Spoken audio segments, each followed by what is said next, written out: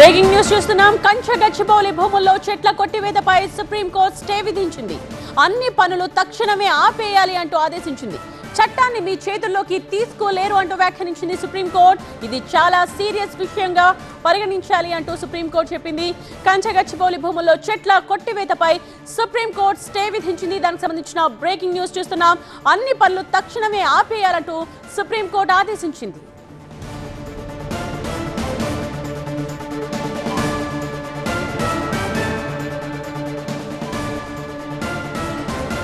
కంచగచ్చిబౌలి భూముల్లో చెట్ల కొట్టివేతపై supreme court stay విధించింది. అన్ని పనులు తక్షణమే ఆపేయాలి అంటూ సుప్రీంకోర్టు ఆదేశించింది. చట్టాన్ని మీ చేతుల్లోకి తీసుకోలేరు అంటూ ఇది చాలా సీరియస్ విషయం అంటూ వ్యాఖ్యానించింది. ఏ రాజు, ఎవరా అమ్మాయి? ఇది మ్యారేజ్ ఇన్విటేషన్ కాదు, నేను కొత్త బిజినెస్ స్టార్ట్ చేస్తున్నాను. కానీ ఎలా? బాస్ వాలా బీ ద బాస్. సుప్రీంకోర్టు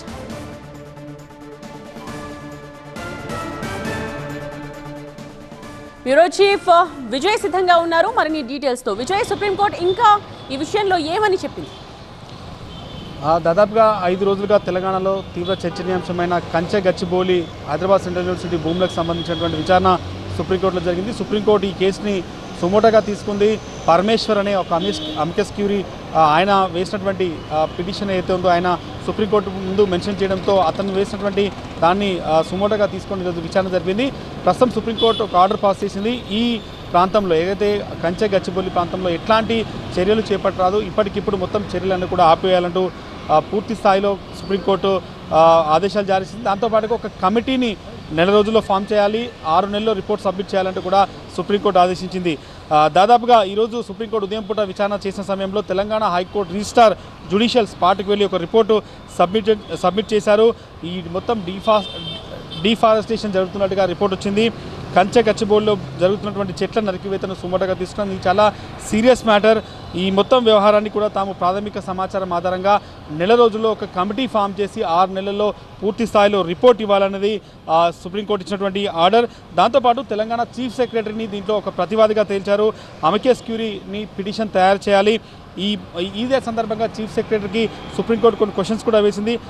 అక్కడ ఇక్కడ ఏదైతే ఇన్సిడెంట్ కంచగచ్చిబౌలి భూములు ఉన్నాయో అక్కడ అత్యవసరంగా అక్కడ అభివృద్ధి పనులు చేయాల్సిన అవసరం ఏమొచ్చింది, అటవీ ప్రాంతంలో చెట్లను తొలగించాల్సిన అవసరం ఏమొచ్చింది, దాంతోపాటు పర్యావరణ ప్రభావ సర్టిఫికేట్ తీసుకున్నారా లేదా, ఫారెస్ట్ విభాగం నుంచి మీరు అనుమతి తీసుకున్నారా లేదా అనే విషయాన్ని చీఫ్ సెక్రటరీని క్వశ్చన్స్ అడిగింది. దాంతోపాటుగా ఆమెను అఫిడవిట్ దాఖలు చేయాలంటూ కూడా ఆదేశాలు జారీ చేసింది. ఒకవేళ సుప్రీంకోర్టు ఆదేశాలు ఇచ్చిన తర్వాత కూడా అక్కడ ఏమైనా చర్యలు జరిగితే మాత్రం అవసరమైతే చీఫ్ సెక్రటరీ మీద చర్యలు కూడా తీసుకోవాల్సి ఉంటుంది అనే విషయాన్ని మెన్షన్ చేస్తారు. అక్కడ ఎట్లాంటి చర్యలు జరగకుండా తీసుకోవాల్సిన బాధ్యత కూడా చీఫ్ సెక్రటరీ అంటూ పూర్తి స్థాయిలో సుప్రీంకోర్టు ఆదేశం ఇచ్చింది. దాంతోపాటుగా ఏప్రిల్ 16వ లోపు చీఫ్ సెక్రటరీ ఈ విషయంలో అఫిడవిట్ దాఖలు చేయాలి. పైన సుప్రీంకోర్టు ఏవైతే అంశాలు మెన్షన్ చేసిందో వాటిపైన ఖచ్చితంగా జవాబు ఇవ్వాలంటూ కూడా చెప్పింది. దాంతోపాటుగా అప్పటి వరకు ఎలాంటి యాక్టివిటీ కూడా అక్కడ జరపరాదు. ఈలోగా ఏదైనా ఘటన జరిగితే మాత్రం పూర్తి స్థాయిలో చీఫ్ సెక్రటరీ బాధ్యత వహించాల్సి ఉంటుందంటూ సుప్రీంకోర్టు కీలక వ్యాఖ్యలు చేసింది. దాంతోపాటుగా చెట్లు నరికేందుకు ఎక్కడ కూడా అనుమతి తీసుకోలేదు. 400 ఎకరాల స్థలం చుట్టూ అనేక క్రీడా సదుపాయాలు ఉన్నాయి. గతంలో ఈ భూమిని క్రీడా అభివృద్ధి కోసం కేటాయించమనే విషయాన్ని తెలంగాణ ప్రభుత్వం సుప్రీంకోర్టు దృష్టి తీసుకొచ్చినప్పుడు కూడా సుప్రీంకోర్టు మాత్రం మొత్తం ఏదైతే ఈ చెట్ల నరికివేత కావచ్చు లేకపోతే ఫారెస్ట్ని కాపాడాల్సిన అవసరం ఉంది. 3 రోజుల్లో 100 ఎకరాల చెట్లు ఏ రకంగా కొట్టేస్తారు, పర్యావరణాన్ని పూర్తి స్థాయిలో కాపాడమే మా ముఖ్య ఉద్దేశం అంటూ సుప్రీంకోర్టు జస్టిస్ గవాయ్ కూడా తెలంగాణ ప్రభుత్వానికి అనేక ప్రశ్నలు వేశారు. ఓవరాల్గా ఈరోజు జరిగినటువంటి విచారణలో చూస్తే మాత్రం సుప్రీంకోర్టు కొంత ఆగ్రహం వ్యక్తం చేసింది. ఈ కంచగచ్చిబౌలి భూముల వ్యవహారంలో ఎందుకు ఇంత ఫాస్ట్గా డెసిషన్ తీసుకున్నారు, అక్కడ ఎలాంటి అభివృద్ధి కార్యక్రమాలు చేపడుతున్నారు, పెద్ద ఎత్తున నిర్మాణాలు చేపడుతున్న ఉద్దేశంతోనే అనేక చెట్లను నరికివేశారు.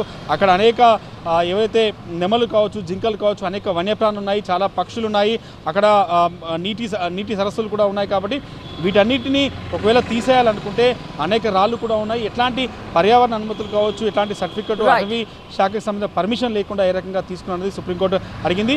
ఒక కమిటీని అయితే ఫామ్ చేశారో 4 రోజుల్లో ఆ కమిటీ ఫామ్ చేయాలి. దాంతోపాటుగా 6 నెలల్లో ఆ కమిటీ రిపోర్ట్ సబ్మిట్ చేయాలి. అప్పటి వరకు అక్కడ ఎలాంటి చర్యలు చేపట్టొద్దనేది సుప్రీంకోర్టు ఆర్డర్లో చాలా స్పష్టంగా చెప్పింది. రైట్ విజయ్.